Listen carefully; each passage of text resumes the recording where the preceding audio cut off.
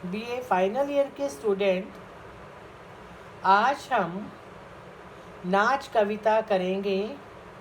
विद्यार्थी एक बात नोट करें कि अगर वीडियो बीच में डिस्कनेक्ट हो जाती है तो इसका मतलब है कि टेक्निकल प्रॉब्लम के कारण पूरी कविता एक वीडियो में नहीं आई।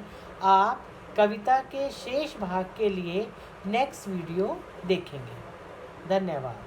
आज हम अज्ञे द्वारा रचित कविता नाच करेंगे।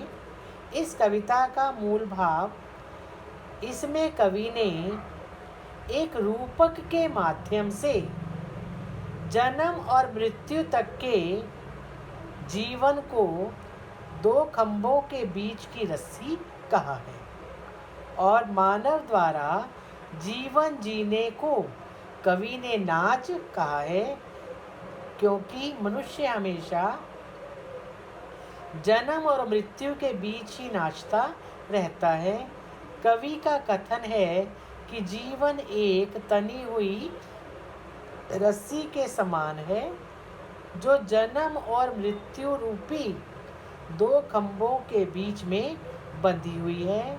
कवि कहता है कि जन्म और मृत्यु रूपी दो खंभों के बीच बंधी जिस रस्सी पर वह नाचता है, उस पर जो तेज रोशनी पड़ती है, जिसके कारण लोग उस नाच को देखते हैं, लोग ना कवि को देखते हैं ना उसके जीवन को, वे तो कवि के नाच अर्थात कवि के कर्म को देखते हैं। कवि ने बताया है कि हर मनुष्य दो खंभों के बीच तनी हुई बंधी हुई रस्सी रूपी जीवन पथ पर नाचता है। वास्तविकता यह है कि वह रस्सी पर नाचता नहीं बल्कि दौड़ता है। वह जन्म और मृत्यु के बीच दौड़ता है। कवि का मन में इस बात की प्रबल इच्छा है कि उसे खोल दिया जाए, जिसको रस्सियों को खोल दिया जाए तो तनाव कुछ कम हो जाए और उसे कुछ ढील अर्थात राहत मिले, किंतु ऐसा होने पर भी तनाव कम नहीं होता है, निरंतर बना रहता है। अब हम कविता प्रारंभ करेंगे। इस कविता में कठिन शब्द नहीं है, सिर्फ हमें पद्यमयी भाषा को गद्य के रूप में परिवर्तित करना है। एक तनी हुई रस्सी है जिस पर मैं नाचता हूँ। जिस तनी हुई रस्सी पर मैं नाचता हूँ वह दो खंभों के बीच है, रस्सी पर जो मैं नाचता हूँ। कवि कहता है कि एक तनी हुई रस्सी है, उस पर वह नट नाच रहा है। कवि कहता है जिस तनी हुई रस्सी पर मैं नाच रहा हूँ वह दो खंभों के बीच में बंधी हुई है, रस्सी पर जो नाचता हूँ।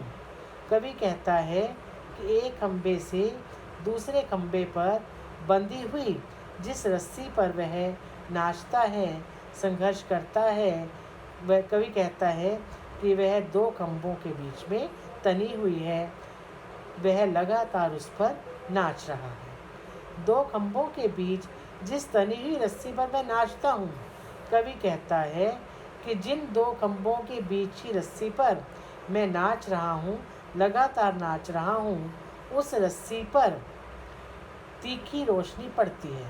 कवि कहता है उस रस्सी पर तीखा प्रकाश पड़ता है जिसमें लोग मेरा नाच देखते हैं। दर्शक केवल कवि अर्थात व्यक्ति का नाच देखते हैं, न मुझे देखते हैं जो नाचता है, न रस्सी को जिस पर मैं नाचता हूँ। कहते संसार के देखने वाले लोग ना तो वे उस व्यक्ति को देखते हैं जो लगातार नाच रहा है, ना उस रस्सी को देखते हैं जिस पर वह नाच रहा है, जबकि नाचने का काम निरंतर लगातार चलता जा रहा है। कवि ने जीवन के रहस्य का वर्णन किया है। यह नाच केवल कवि नहीं करता बल्कि संसार का प्रत्येक व्यक्ति करता है। उसे जीवन से मृत्यु तक के एक सिरे से दूसरे सिरे पर नाचना पड़ता है। भाषा सहज सरल साहित्यिक है, शब्दों का चयन भावों के अनुकूल है, प्रसाद गुण है, मुक्त छंद है। ना खंभों को जिस पर रस्सी तनी है, न रोशनी को ही जिसमें नाच दिखता है। लोग सिर्फ नाच देखते हैं, पर मैं जो नाचता हूँ, जो जिस रस्सी पर नाचता हूँ, जो जिन दो खंभों के बीच है, जिन पर जो रोशनी पड़ती है, उस रोशनी में, उन खंभों के बीच, उस रस्सी पर असल में मैं नाचता नहीं हूँ। शब्द अर्थ सरल हैं। पद्यमयी भाषा को गद्य के रूप में परिवर्तित किया है। कवि कहता है, लोग, संसार के लोग या दर्शक ना तो खंभों को देखते हैं जिस पर रस्सी तनी हुई है, ना वे उस प्रकाश को देखते हैं जिसके कारण नाच दिखाई देता है। लोग केवल नाच ही देखते हैं।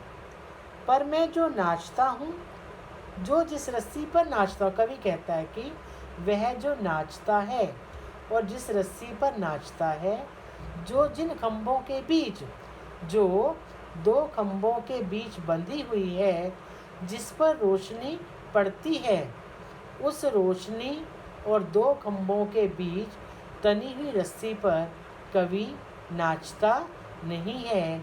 वास्तव में वह तो केवल रस्सी पर तेज गति से चलता है, परंतु लोग सोचते हैं कि वो नाच रहा है और यही नाच उनका मनोरंजन करता है। विशेष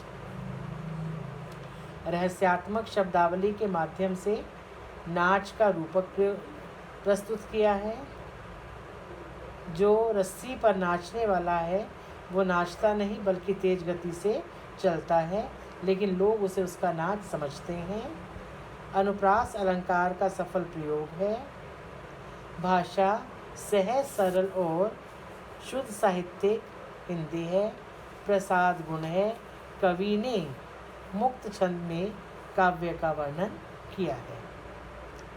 लास्ट पैराग्राफ। मैं केवल उस खंबे से इस खंबे तक दौड़ता हूँ कि तनाव चुके और ढीले में मुझे छुट्टी हो जाए, पर तनाव ढीलता नहीं और मैं इस खंबे से उस खंबे तक दौड़ता हूँ, पर तनाव वैसा ही बना रहता है, सब कुछ वैसा ही बना रहता है। तनाव, जीवन का द्वंद्व, चुकना, समाप्त होना। कवि ने यहाँ पर जीवन और मृत्यु के संघर्ष को रूपायित किया है, बताया है। कवि कहता है, मैं केवल उस खंबे से इस खंबे तक दौड़ता हूँ। मैं केवल एक खंबे से दूसरे खंबे तक लगातार दौड़ता हूँ कि इस या उस खंबे से रस्सी खोल दूँ।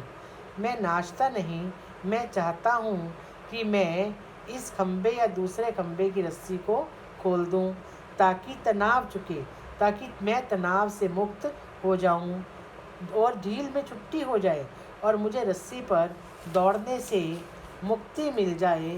परंतु तनाव ढीलता नहीं, परंतु कवि का यह तनाव ढीला नहीं होता, वह वैसे का वैसा बना रहता है। कवि के तनाव में, कवि के संघर्ष में कोई कमी नहीं आती। कवि जीवन और मृत्यु के संघर्ष से मुक्त होना चाहता है, परंतु यह मुक्ति उसे मिलती नहीं, सब कुछ वैसे का वैसा है। कवि कहता है कि संसार के लोग इस बात को नहीं जानते कि जिस रस्सी पर मैं नाच रहा हूँ, वे स्वयं भी इस रस्सी पर नाच रहे हैं। यह संसार ही रस्सी है जिसमें हम सब अपने अपने कर्मों के अनुसार नाच कर रहे हैं। वे मेरा इसमें विशेष में कवि ने खंभों पर बंधी हुई रस्सी से मुक्त होने की बात कही है। रहस्य का सुंदर वर्णन है। शब्द चयन साहित्यिक हिंदी भाषा के हैं। प्रसाद गुण है। मुक्त छंद है। Last paragraph. और वह मेरा नाच है जिसे सब देखते हैं, मुझे नहीं, रस्सी को नहीं, खंबे को नहीं, रोशनी नहीं, तनाव भी नहीं, देखते हैं नाच। कवि कहता है कि जो दर्शक हैं वो केवल नाच ही देखते हैं।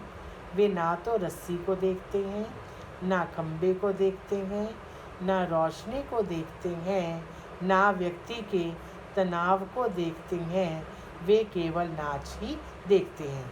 भाव यह है कि मनुष्य का जीवन संघर्षग्रस्त है, उसका तनाव ही लोगों को दिखाई देता है। कवि अथवा सामान्य मानव के संघर्ष में जीवन को लोग देखते हैं, वे उसके साधनों को नहीं देखते। नट ही कवि अथवा सामान्य मानव है। भाषा सहज, सरल और स्पष्ट है।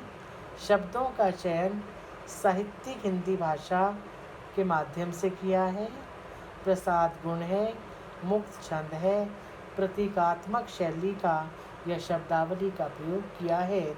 इस कविता में कवि ने जीवन के संघर्ष को जीवन और मृत्यु तक की यात्रा का उल्लेख करते हुए व्यक्ति या कवि के या संसार के प्रत्येक व्यक्ति के नाचने की प्रक्रिया को हमारे समक्ष रखा है। धन्यवाद। नेक्स्ट पोएम हम नेक्स्ट वीडियो में करेंगे।